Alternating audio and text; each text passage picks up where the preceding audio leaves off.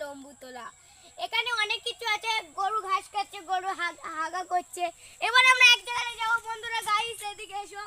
এবার আমরা যাবো, কত সুন্দর লাউ ঝুলছে, লাউগুলো দেখতে খুব সুন্দর লাগছে বন্ধুরা। এই লাউগুলো একদম আমাদের চাচার ভাইয়েরা বানিয়েছে।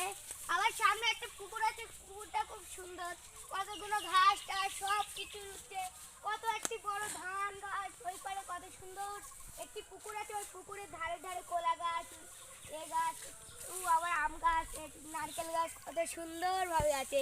আবার গাইস আমাদের এখানে একটি খেজুর গাছ আছে, খেজুর গাছের মাঝে মধ্যে অনেক মানে বছরে বছরে একবার করে খেজুর হয়।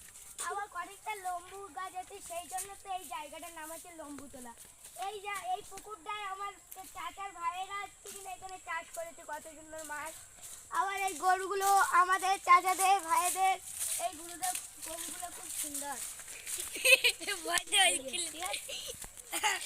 এবার দেখি কেরম হয়েছে।